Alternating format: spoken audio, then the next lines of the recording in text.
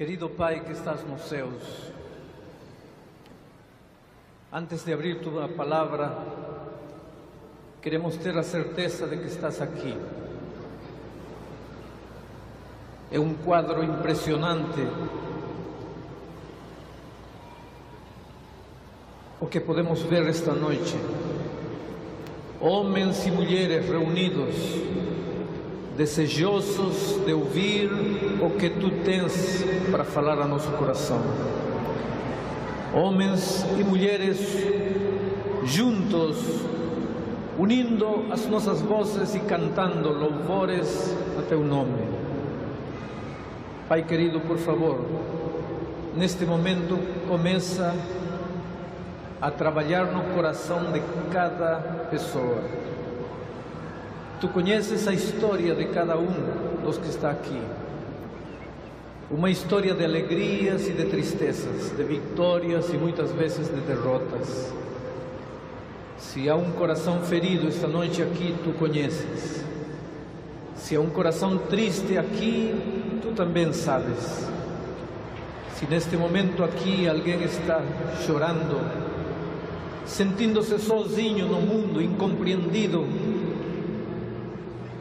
tu és um Deus maravilhoso, capaz de entender. Um dia te fizeste homem para entender as nossas reações humanas, as nossas tristezas, as nossas angústias. Pai querido, por favor, responde ao clamor silencioso de cada pessoa presente. Tu conheces a necessidade íntima de cada um. Não permitas que ninguém volte para casa do jeito que entrou. Que todos voltem com esperança, sabendo que tem um Deus poderoso ao lado deles. Neste momento, ao abrir tua palavra, queremos ter a certeza de tua direção. Inspira cada pensamento, em nome de Jesus. Amém. Queridos, fico emocionado ao ver chegando cada um de vocês, cansados do trabalho, alguns matando aulas, alguns sem ter tomado um lanche, sem ter tomado um banho, suados, mas todos chegando de ônibus, de carro, a pé, de trem, ansiosos por saber o que Deus tem para falar. Um dia, queridos, todos nós estaremos reunidos no reino dos céus com Jesus. Poderemos abraçá-lo. Poderemos dizer para Ele: Senhor, por que demorou tanto? Poderemos contar-lhe toda a saudade que hoje toma conta de nosso coração. Enquanto isso, enquanto não chegar aquele glorioso dia, ainda teremos que dizer adeus. Ainda terá que terminar uma reunião tão linda como esta e vocês todos terão que pegar ônibus e carro e trem para voltar para casa. Mas um dia, a promessa de Deus diz assim: estaremos todos reunidos, cantando o cântico de Moisés e do Cordeiro, por toda a eternidade, sem mais angústia, sem mais tristeza, sem mais lágrimas, sem mais enfermidades, sem mais dor, sem mais morte. Esse dia está mais próximo do que muitos podemos imaginar. Nesse dia todas as tuas tristezas terão acabado. Nesse dia não estarás mais aí sentado, sentindo-te só na vida, sentindo que ninguém é capaz de compreender teus problemas. Eu quero falar do amor maravilhoso desse Jesus esta noite. E escolhi o texto de São Marcos, capítulo 10, versículos 17 ao 22. Leio o texto bíblico. Ora, ao sair para se pôr a caminho, correu para ele um homem, o qual se ajoelhou diante dele e lhe perguntou: Bom mestre, que hei de fazer para herdar a vida eterna? Respondeu-lhes Jesus: por que me chamas bom? Ninguém é bom senão um, que é Deus. Sabes os mandamentos: não matarás, não adulterarás, não furtarás, não dirás falso testemunho, a ninguém defraudarás, honra teu pai e a tua mãe. O jovem, porém, lhe replicou: mestre, tudo isso tenho guardado desde a minha juventude. E Jesus, olhando para ele, o amou e lhe disse: uma coisa te falta, vai, vende tudo quanto tens, dá-o aos pobres, e terás um tesouro no céu. Então vem e segue-me.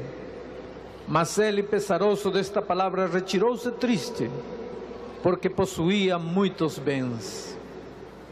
Queridos, vou falar esta noite da experiência de um homem que estava na igreja. O jovem rico guardava todos os mandamentos de Deus, todos os ensinamentos divinos.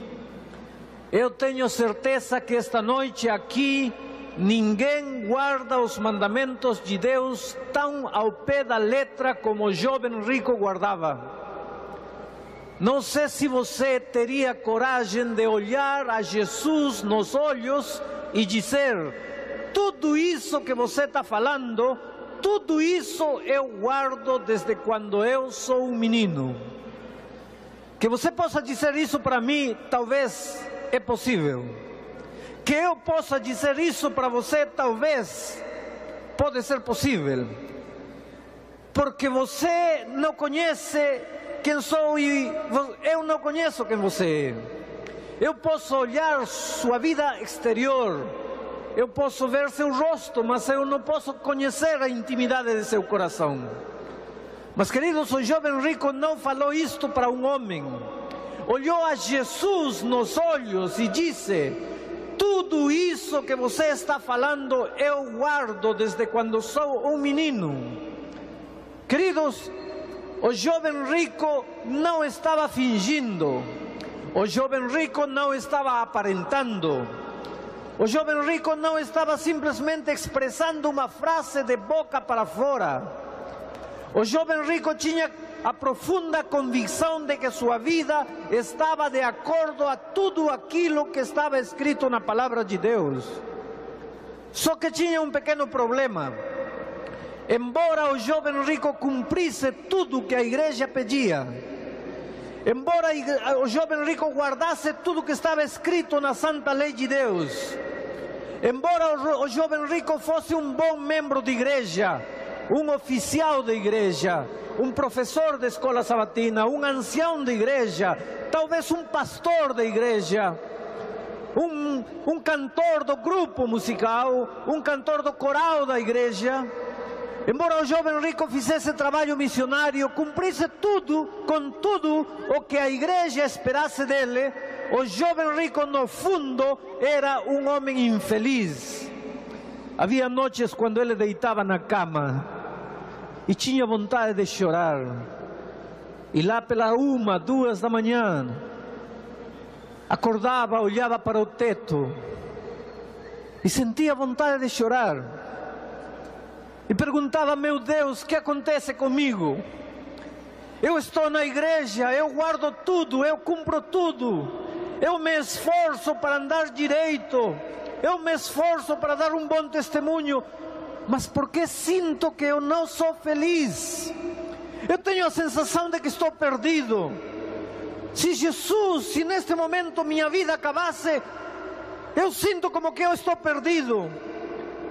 Por favor, meu Deus, me explica o que acontece com minha vida. Eu pergunto para você, querido, há momentos em sua vida que você também sente como que está perdido? Você se esforça para ser um bom membro de igreja, você se esforça para cumprir com tudo aquilo que Deus espera de você, você se domina, você exerce força de vontade para cumprir tudo, você participa, todo sábado cedo você está na igreja, todo domingo, toda quarta você está aí na igreja, mas por algum motivo você sente que as coisas não estão bem. E se eu perguntasse esta noite para você, mas o que é que atormenta você? Por que você sente que as coisas não andam bem? Você não saberia me explicar, porque você não entende o que acontece com você. Então talvez você possa entender esta noite ao jovem rico, porque o jovem rico era alguém assim, cumpria, guardava, se esforçava, andava direitinho, mas não era feliz. Qual era o problema deste jovem? Ele tinha nascido na igreja, só que os líderes da igreja deste rapaz, os líderes da igreja do jovem rico, estavam mais preocupados em que ele guardasse todos os mandamentos, que ele cumprisse todas as normas, que ele fosse um bom membro de igreja, que sua vida fosse um bom testemunho para os que não conheciam a igreja. Os líderes da igreja deste jovem estavam preocupados somente na vida exterior do jovem, na conduta, no bom comportamento dele. Os líderes da igreja deste jovem não estavam preocupados nem um pouco se este jovem era feliz ou era infeliz, se estava salvo ou estava perdido. Isso não interessava para eles. O único que interessava para eles é que ele se portasse bem, que cumprisse tudo, que guardasse tudo, que participasse das atividades da igreja. Desde pequeno ele tinha crescido na igreja. Os líderes deste rapaz mostravam para ele que Deus era um Deus que estava sentado em seu trono de justiça, com uma vara na mão, olhando para a terra e pensando: quem é aquele que se porta mal para castigá-lo? Então este garoto começou a crescer com a ideia de que Deus era um Deus somente preocupado em seu bom comportamento. Se ele saísse um pouquinho da linha, então Deus não o amava mais, Deus não gostava mais, Deus mandava maldições em cima dele. E ele começou a ter medo de Deus. Nunca ninguém ensinou a este jovem a amar Jesus. Ensinaram a ele a ter medo de Deus. E eu lhes digo uma coisa, meus queridos: por medo também se pode obedecer.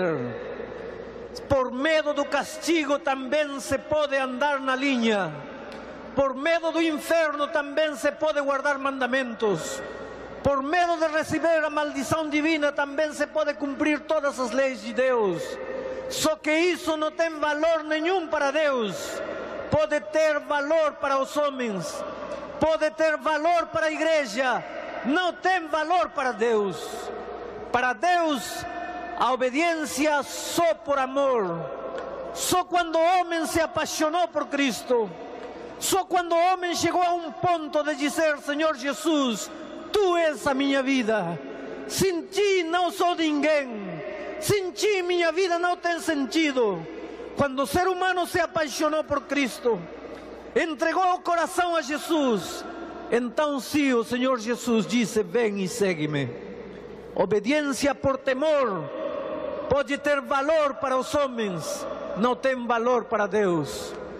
É por isto que, em lugar de viver preocupados em mostrar ao jovem que se porta mal será castigado por Deus, devemos levar os jovens e a igreja a apaixonar-se por Cristo, a entregar-lhe o coração, a amá-lo com todo o ser, porque a obediência para Deus só tem valor quando é o resultado de uma experiência de amor com Cristo.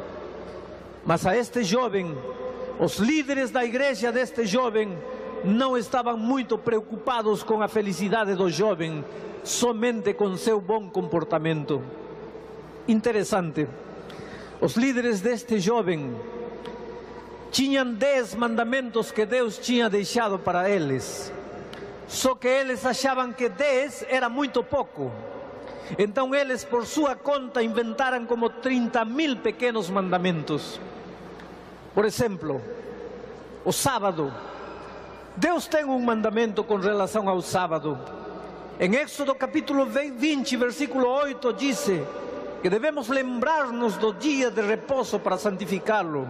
e que esse dia é o 7º dia da semana, e que nesse dia devemos pensar em Deus, devemos viver um dia especial de comunhão com Deus.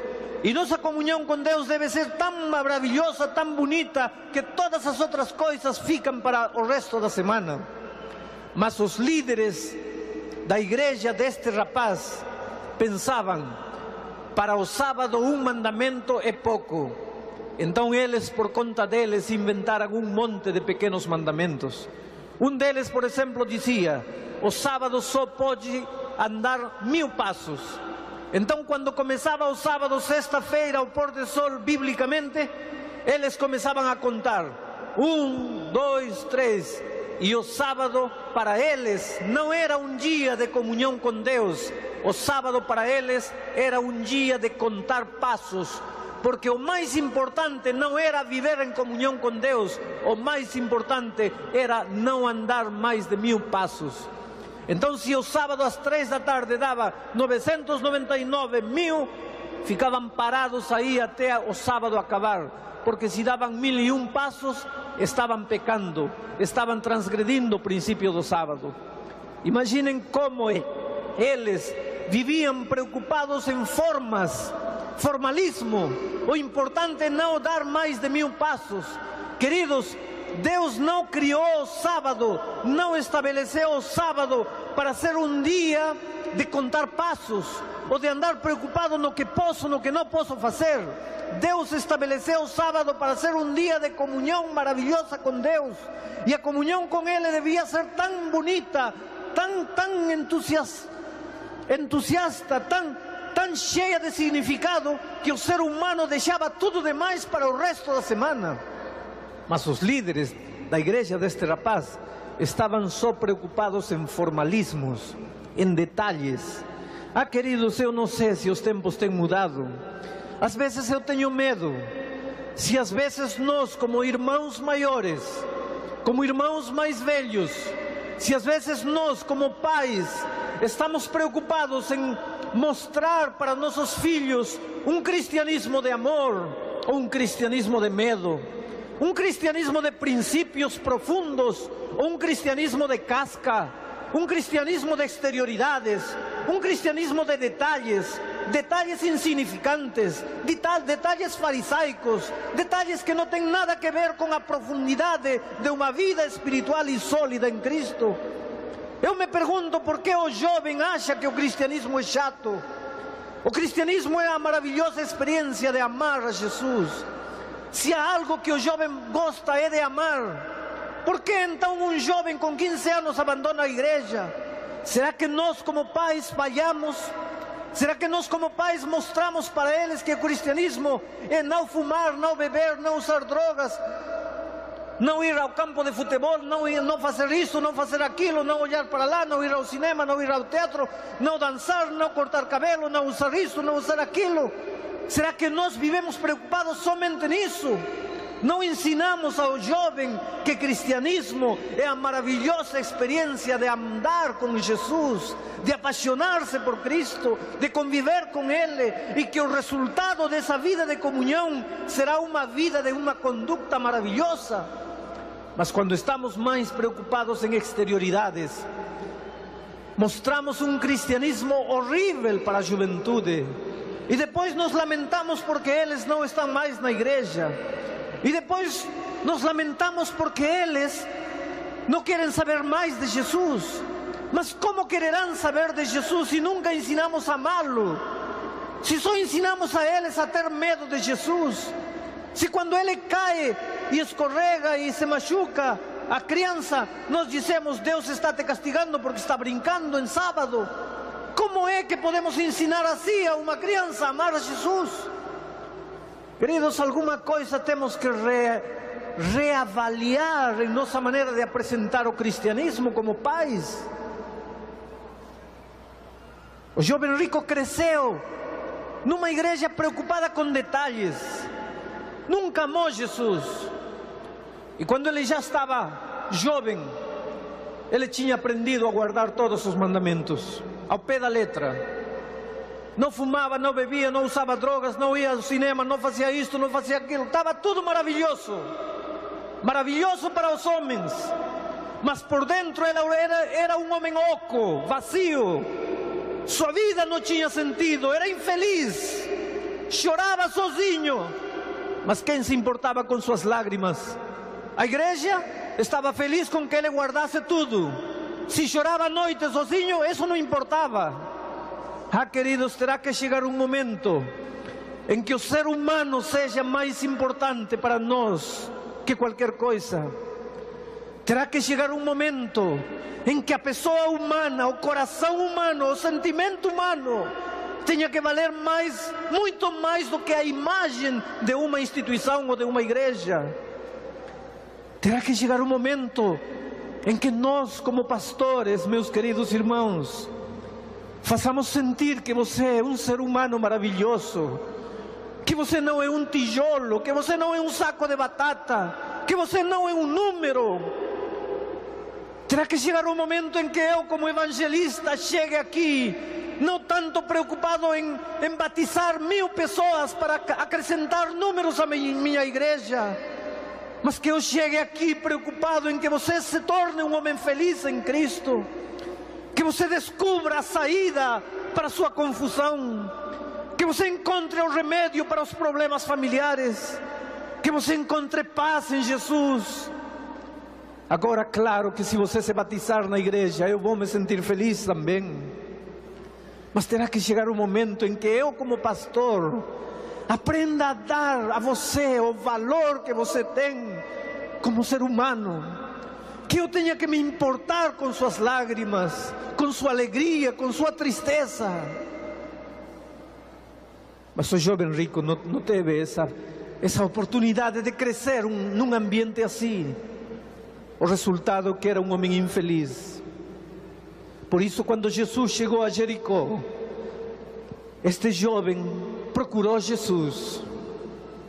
E quando Jesus já estava saindo, ele não pôde aguentar mais, e correu e caiu de joelhos diante de Jesus. E lhe disse: Senhor Jesus, por favor me ajuda, eu estou perdido. Por favor me ajuda, eu estou perdido. Ah, querido, você podia correr esta noite a Jesus e dizer: Senhor Jesus, por favor me ajuda, eu estou perdido. Eu estou pregando para os anciãos de igreja. Podiam correr a Jesus e dizer: Senhor me ajuda, porque estou perdido. Estou pregando para os pastores que me estão assistindo esta noite. Podíamos correr a Deus e dizer: Senhor Jesus, me ajuda, porque eu estou perdido. Talvez você me diga: pastor, o senhor está sendo muito atrevido. Como eu vou estar perdido se eu sou um líder de igreja?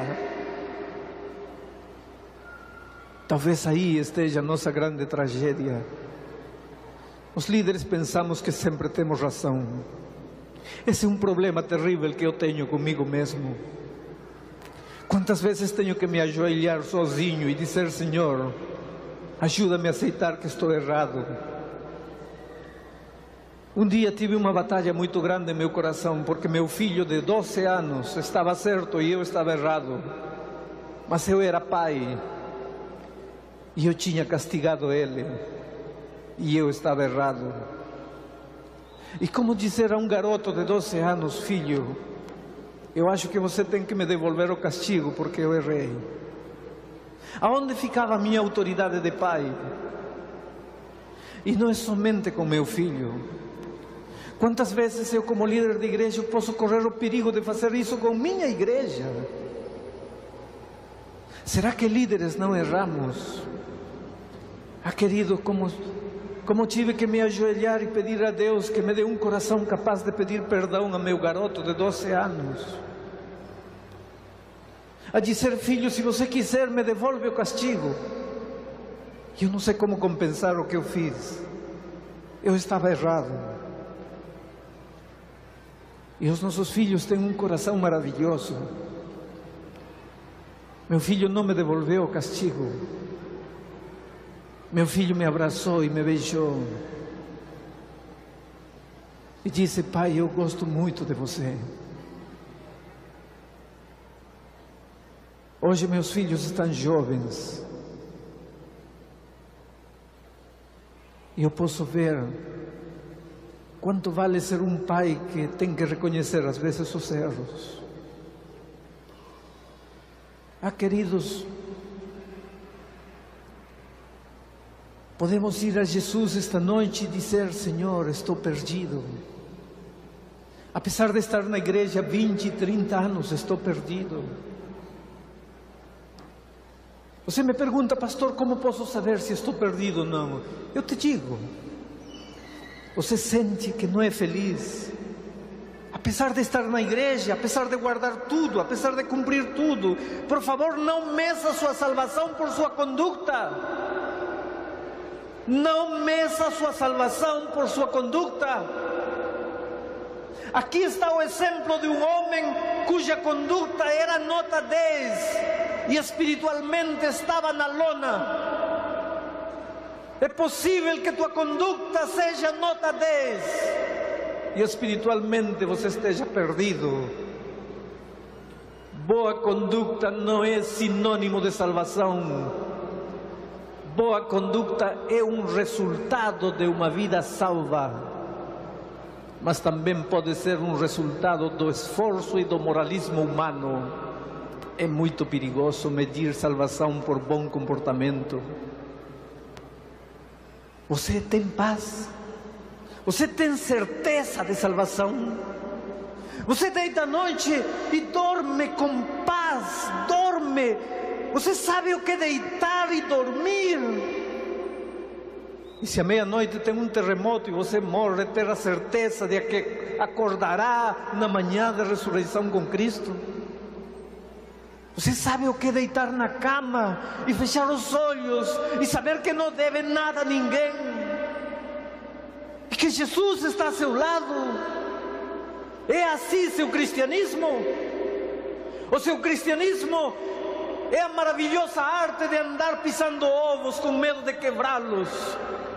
O seu cristianismo é uma permanente sensação de: será que estou certo? Será que estou errado? Será que estou salvo? Será que estou perdido? Se seu cristianismo é esse, então você não descobriu o que é a vida cristã. A vida cristã é certeza de salvação em Cristo, não por teus méritos, não porque você é bom, mas porque Ele morreu por ti. Então você corre a Ele e sua vida substitui tua vida. E seu Espírito toma posse de teu coração e te leva para as grandes obras de vitória e santifica a tua vontade e usa a tua vontade santificada para as grandes obras de vitória. Quando o jovem disse para Jesus: ajuda-me, estou perdido, o Senhor Jesus tentou levar este jovem do conhecido para o desconhecido. Tudo que este jovem conhecia era lei, mandamento, norma, disciplina. Jesus começou por aí e disse: filho, você quer entrar na vida eterna? Então guarda todos os mandamentos. O jovem ficou perplexo. Quais mandamentos? Aqueles de Êxodo capítulo 20. O jovem abriu os olhos e disse: Senhor, tudo isso eu faço desde quando sou uma criança. E o Senhor Jesus, disse a Bíblia, olhou para o jovem e o amou. Esta noite, querido, aí onde você está sentado, o Senhor Jesus olha para você e ama você. Você é a coisa mais linda que Deus tem nesta vida.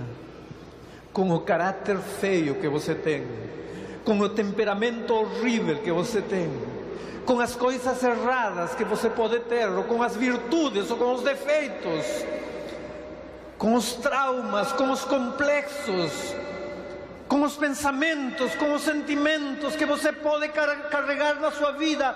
Você é a coisa mais bonita que Deus tem neste mundo. Ele veio a esta terra para salvar você.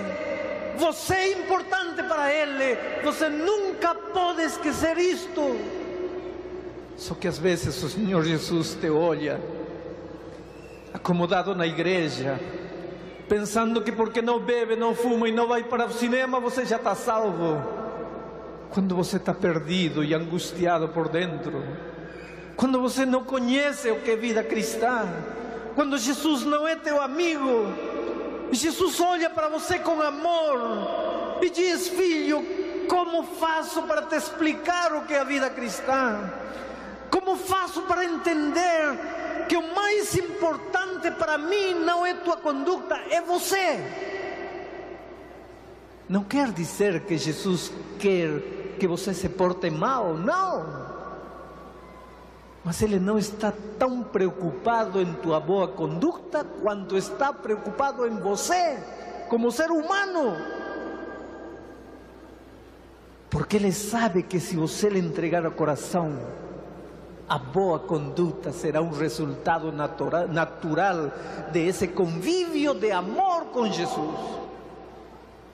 Queridos, a Bíblia diz que quando Jesus olhou para o jovem, descobriu o problema e lhe disse: sabe, filho, por que você não é feliz? Porque você está na igreja, cumpre tudo, guarda tudo, mas você não me ama. Você não me ama.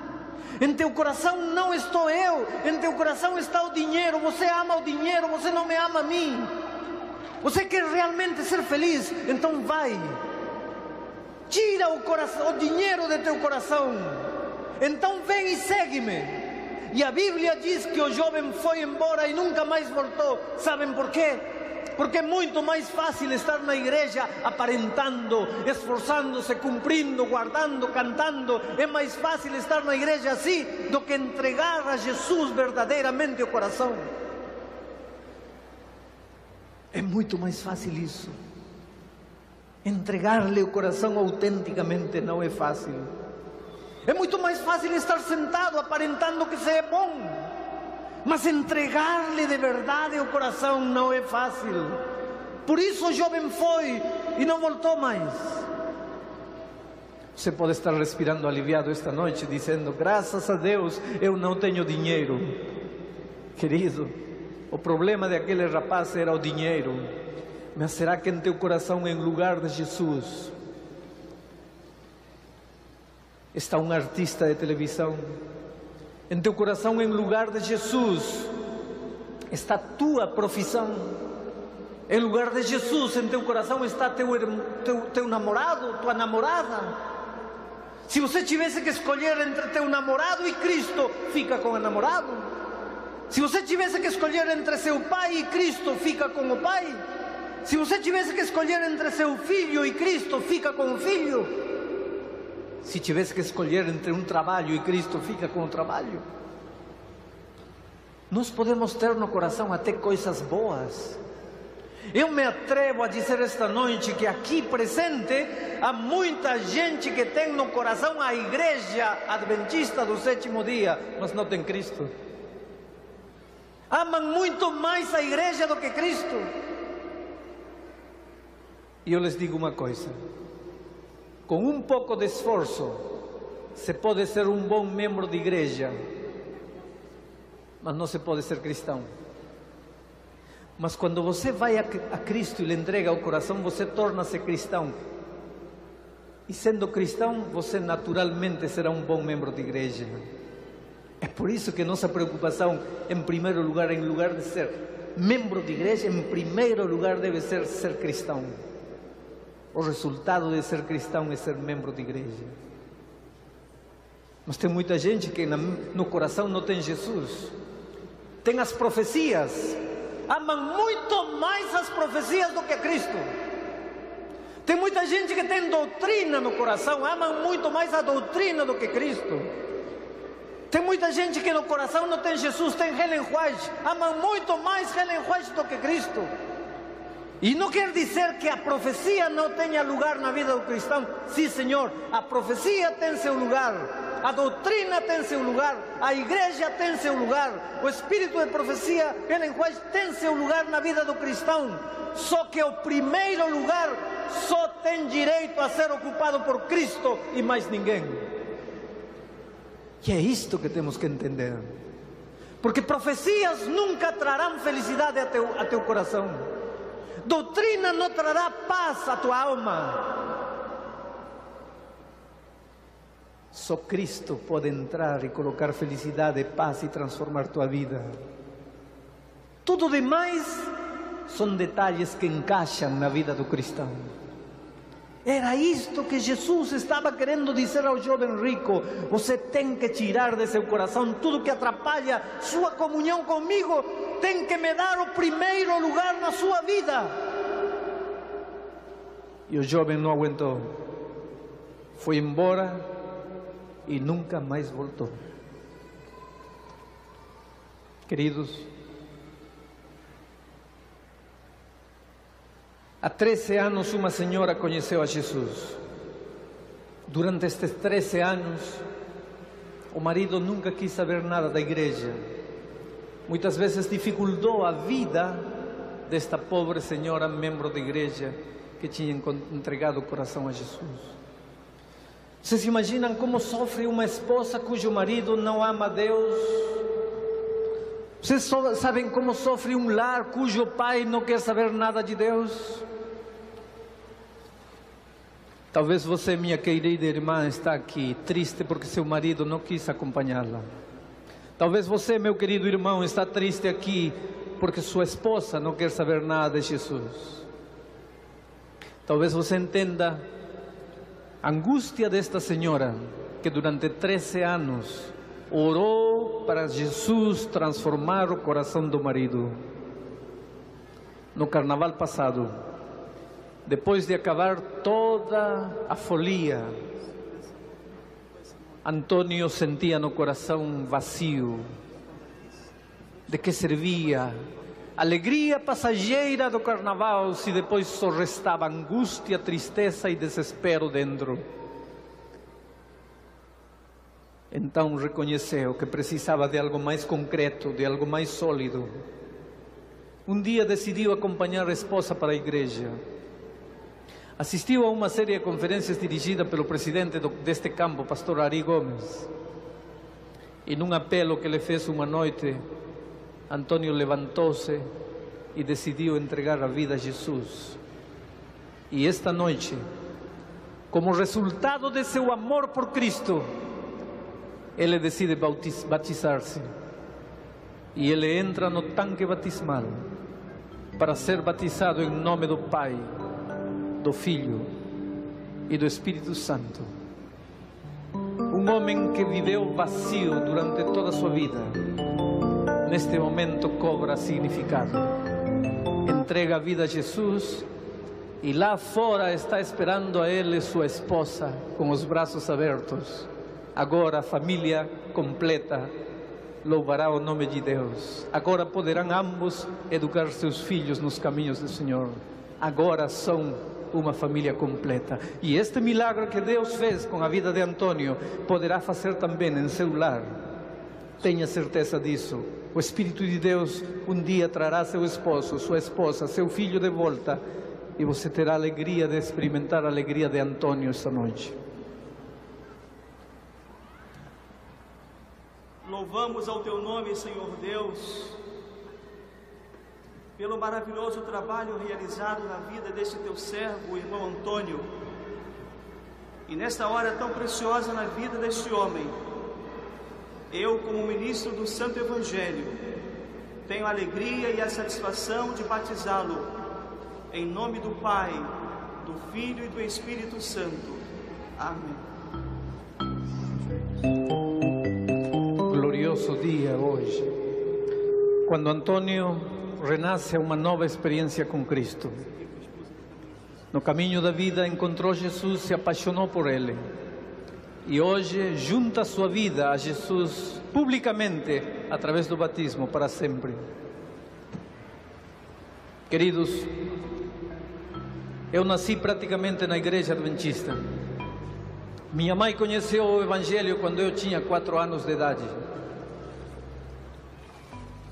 Eu cresci num pequeno grupo, muito parecido com a igreja do jovem rico, onde os líderes da igreja só viviam preocupados no bom comportamento dos jovens, não com o coração, não com a felicidade, não com a salvação nem a perdição deles.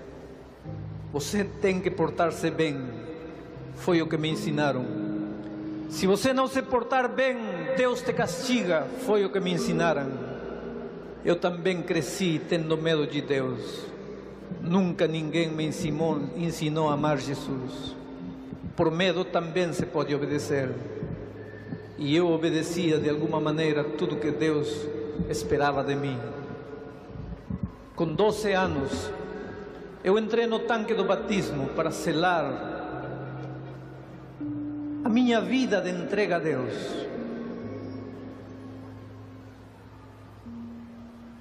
Depois do meu batismo, uma voz começou a atormentar-me. Agora você é batizado. Você não pode mais errar. Você conhece todo o caminho, toda a verdade, tem que cumprir tudo. Você não pode falhar. Agora você está batizado. Com 16 anos entrei na faculdade de teologia, após concluir o 2º grau. Agora uma voz falava em meu coração: você será um futuro pastor. Você não pode falhar. Você não pode falhar. Com 19 anos, formei-me na faculdade de teologia. Com 20 anos, me entregaram à primeira igreja para pastorear. Queridos, a voz de minha consciência dizia: você é o pastor. Se alguém tem que cumprir tudo ao pé da letra, é você, porque sua vida tem que ser um exemplo para a igreja. E Deus sabe que com um pouco de esforço, com luta em meu coração, consegui dar um bom testemunho para a minha igreja. Consegui dar um bom exemplo para a minha igreja. O que ninguém sabia era que lá no fundo do coração eu era um pobre homem infeliz, vazio. Minha vida e meu ministério não tinham sentido. Queridos, eu nunca quero viver novamente os 2 primeiros anos de meu ministério. Eu era um pastor. Vocês sabem o que é pregar um sábado de manhã para a igreja com a Bíblia aberta e dizer: irmãos, o cristianismo traz felicidade.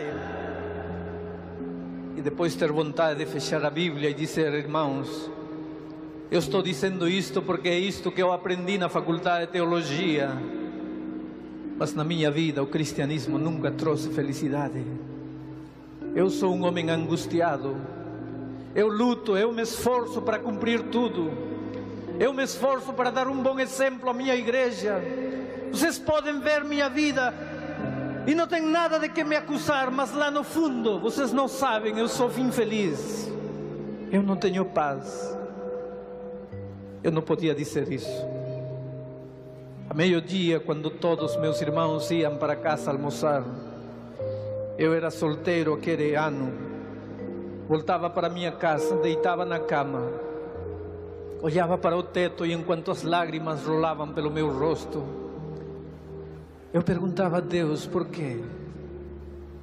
Eu não estou fazendo nada errado.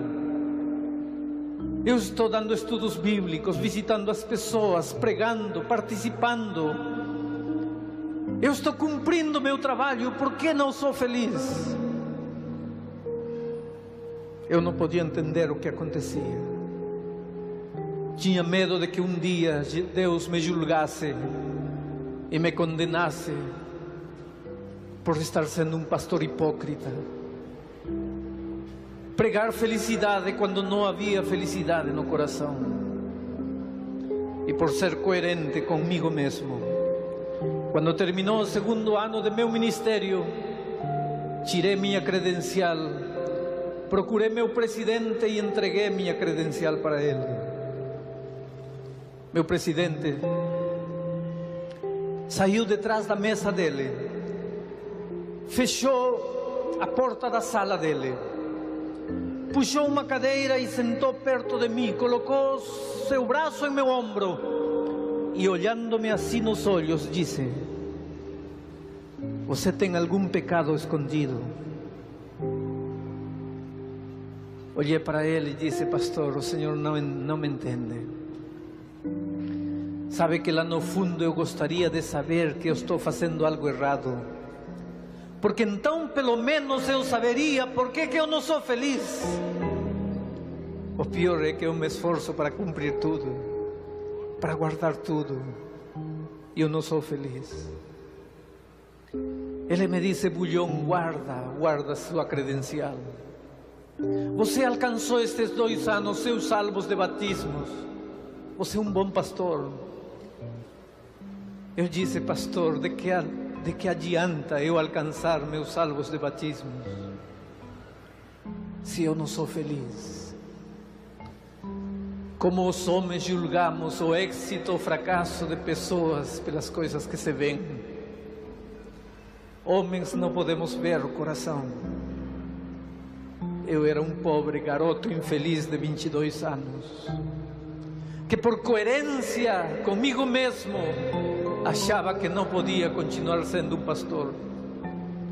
Mas eu agradeço àquele presidente, porque ele me disse: por favor, dá-te uma chance, toma tua credencial, fica com ela 1 ano mais. Você vai ser missionário entre os índios da Amazônia, na tribo Campa. Talvez aí, entre os índios, sozinho, em meio da natureza, você se encontre consigo mesmo. O que ele não sabia é que eu não precisava encontrar-me comigo mesmo.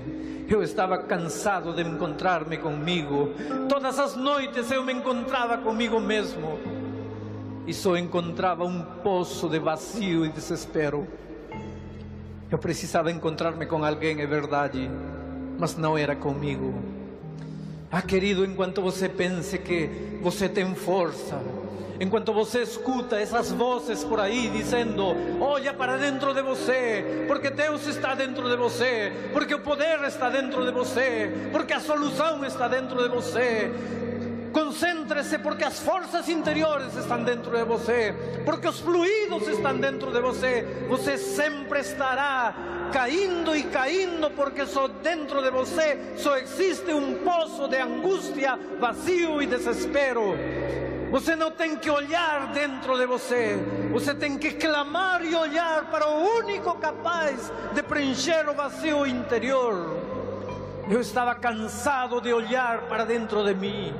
Dentro de mim só havia egoísmo, orgulho, só havia preocupação por exterioridades, por detalhes, só havia casca, não havia nada autêntico. Eu estava cansado de olhar para dentro de mim. Eu precisava encontrar-me com alguém que eu nunca tinha encontrado na minha vida. Eu fui para a Amazônia como missionário entre os índios da tribo Campa. Morei 3 anos com os índios, comendo e dormindo no chão como eles.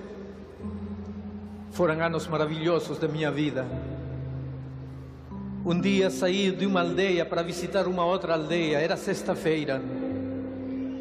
Era 2 horas de caminho através da Mata Virgem. Mas eu me perdi. Perdi a trilha. 3 horas, 4 horas, 5 horas. Eu não encontrava a trilha. E quanto mais me esforçava para encontrar a trilha, mais me perdia. Era sexta-feira. 3 da tarde eu estava perdido na mata. Corria como um louco de aqui para lá e não achava a trilha. 4, 5 da tarde, às 5 da tarde, no interior da Amazônia já fica escuro. As enormes árvores se escondem ao sol. De repente, tudo ficou escuro. Nuvens negras anunciavam uma tormenta. E em pouco tempo, uma chuva torrencial começou a cair. Uma tempestade. 6 da tarde não se enxergava um palmo. Imaginem um garoto de 22 anos sentado debaixo de uma árvore, esperando que a chuva passasse. Sozinho em meio da mata, molhado, sentado embaixo de uma árvore, me perguntava: para quê? Para que todo este sofrimento? Por quê?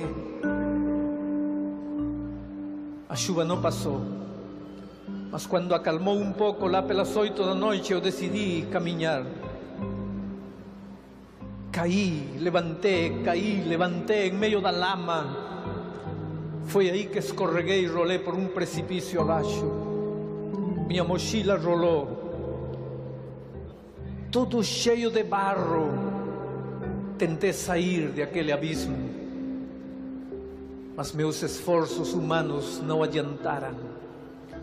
Tudo que eu fazia para sair não adiantava. Rolava, escorregava e voltava para a lama. Foi aí, em meio do barro, da chuva, que eu vi, como num filme, desfilar minha vida toda e descobri minha grande tragédia. Eu precisava de alguém. Eu precisava que alguém me ajudasse. Eu precisava de uma pessoa ao meu lado para me puxar de aí. E aquela noite descobri que eu nunca tive ninguém comigo. Em meu coração estava a Igreja Adventista do Sétimo Dia, para a qual eu vivia.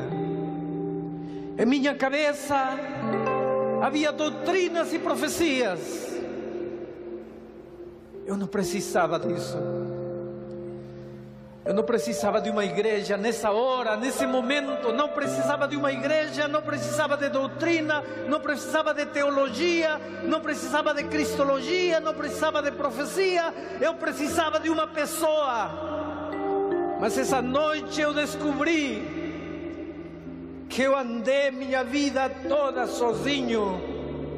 Eu não tinha ninguém. Doutrina não traz vida, profecia não traz vida, igreja não traz vida. Só Cristo traz vida, e eu nunca tive Cristo comigo.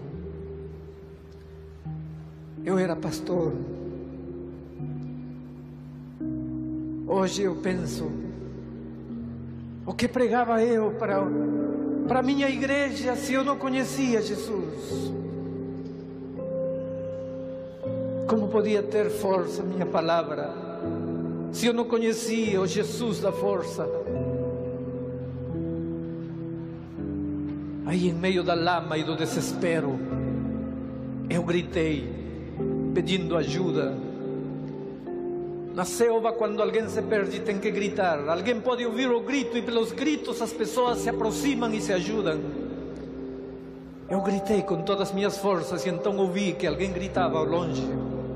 Continuei gritando, e o grito começou a se aproximar cada vez mais e mais. Eu senti que alguém estava na trilha lá em cima. Eu senti os passos de alguém descendo pela lama. E de repente alguém chegou perto de mim.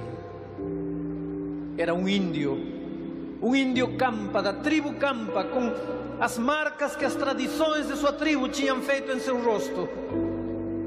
Me estendeu a mão. Eu segurei sua mão. Eram mãos cheias de calos. Eram mãos grossas. Eram mãos fortes de um índio da mata. Me começou a puxar. Meus pés escorregavam na lama, mas os dele pareciam um tractor. Até que chegamos lá em cima. Então perguntei: quem é você? Ele não disse nada. De onde você saiu? Nada. O que você faz por aqui? Nada. Eu pensei que ele não entendia o que eu falava, porque eu falava espanhol e ele era um índio. Existem índios que não falam espanhol, só falam Campa. Ele me agarrou do braço e me começou a levar. E eu fui com ele. Andamos muito tempo e muitas vezes eu perguntei: mas quem é você? E ele nunca falou nada. De repente ele parou e me mostrou abaixo. Haviam luzes, era a aldeia que eu estava procurando. Soltei ele e corri, escorreguei e rolei pelo chão. Ele me alcançou, me levantou, me ajudou a chegar até a aldeia. Quando cheguei na aldeia, chamei em voz alta e um índio saiu com uma tocha acesa. E quando me viu e me reconheceu, ele me abraçou e disse: pastor, está louco? Por que veio a esta hora? Eu disse: João, eu não vim a esta hora. Eu saí 6 da manhã. Eu me perdi. eu estou cansado. João tirou minha roupa, me deu um manto e eu deitei no chão perto do fogo e adormeci. Quando amanheceu já era sábado. Minha roupa estava seca perto do fogo, me vesti. Havia mingau de banana e mandioca assada perto do fogo. Eu saí no pátio procurando água para me lavar. E aí estava João e outros irmãos índios. Falei: João, onde tem água? Quero me lavar. Me disse: lá embaixo tem uma cachoeira. Que ele me perguntou: pastor, como foi que chegou? Eu disse: João, era o índio que me trouxe. Que índio? O índio que estava comigo à noite. Ele olhou para mim e disse: pastor, o senhor estava sozinho. Falei: João, quando você me abraçou, ele estava comigo, ao meu lado. João me disse: pastor, quando as pessoas como você se perdem na mata, ficam com medo e começam a imaginar coisas. O senhor deve ter imaginado. O senhor estava sozinho. Eu não disse nada. Disse: João, onde tem a cachoeira? Lá embaixo. Eu fui embaixo. Aí perto dessa cachoeira me ajoelhei e orei. E pela primeira vez na vida eu senti que minha oração não ia para arriba.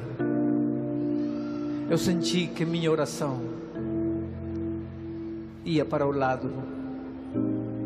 Eu senti que alguém estava perto de mim. Eu nunca vi Jesus, não. Aquele índio, a mim não me importa se foi um índio, se foi um anjo, não. Eu não conto esta história pelo aspecto místico da história, não. Eu conto esta história porque aquela noite Jesus, de alguma maneira, me disse: filho, eu sou uma pessoa. Você tem que olhar para mim como uma pessoa. Você tem que fazer de mim seu amigo. Você tem que segurar meu braço poderoso, porque sem mim você está perdido. Querido, aquele dia perto da cachoeira mudou minha vida, mudou meu ministério, mudou minha maneira de pregar, mudou tudo. Hoje, ele é meu amigo. Eu ando pelas ruas das grandes cidades. Gosto de ver as pessoas. Em Belém do Pará, outro dia, havia um grupo de pessoas na esquina tomando tacacá com jambu. Alguma vez vocês tomaram tacacá com jambu? Os nordestinos devem entender o que estou falando. Eu me assentei na calçada com eles e tomei tacacá com jambu. Se alguém passasse por aí, podia pensar que eu estou louco. Eu quero entender o que as pessoas sentem. Quando uma pessoa sai às 6 da tarde do trabalho e senta na calçada para tomar tacacá com jambu, o que procura na vida? O que eu vou falar dentro de 2 horas para ele? Vou falar de teoria? Vou falar de versos, de teologia? O que esse homem que está tomando tacacá com jambu precisa na vida? O que eu vou falar para ele? Ando pelas ruas desta cidade, fico parado nas esquinas contemplando as pessoas e penso: o que essa pessoa precisa que eu fale para ela? Da teologia que estudei no seminário, em 4 paredes na sala de aula, do que eu estudei nas enciclopédias na biblioteca. O que as pessoas desempregadas precisam? O que os homens aprisionados a vícios precisam? O que os lares caindo aos pedaços precisam? O que os homens doentes, enfermos precisam? O que esse povo que anda angustiado precisa? Queridos, eu sinto que Jesus me diz: filho, vamos juntos para falar algo que eles precisam. Esta noite, antes de sair para aqui, ao palco, aí sentado, eu nunca vi Jesus Eu nunca toquei Jesus. Espero um dia abraçá-lo pessoalmente. Mas eu sinto em meu peito Ele dizendo: filho, vamos, chegou a hora. Aqui tem milhares de pessoas angustiadas. Você vai ser meu instrumento. Você vai dizer para eles que eu os amo, que eu quero ser amigo deles, que eu quero que eles me abram o coração. Você vai contar para eles que um dia eu morri na cruz do Calvário para salvá-los, que não precisam sofrer, que não precisam chorar, que eu estou esperando eles com os braços abertos. Ah, queridos, um dia, à noite sozinho, deitado na minha cama, olhei para a cruz do Calvário. Imaginei Jesus pendurado lá.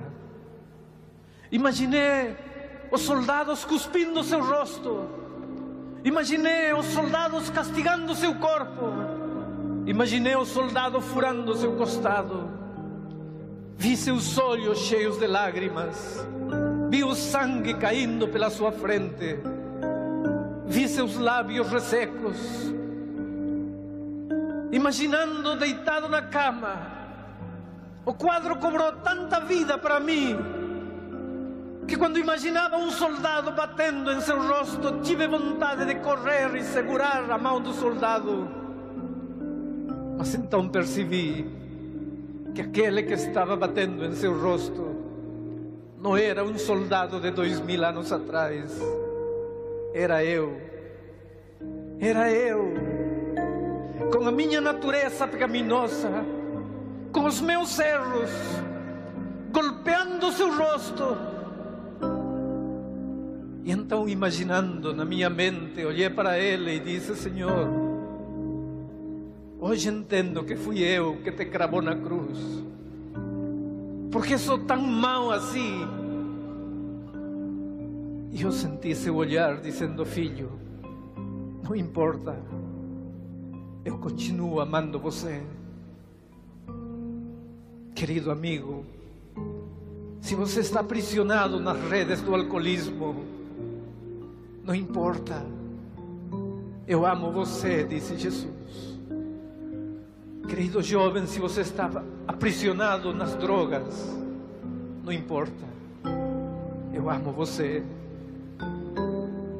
Querido amigo, se você nunca quis saber de Jesus, não importa, eu amo você, disse Ele para você. Se você está atormentado, derrotado, perdido, não importa, você é importante para mim.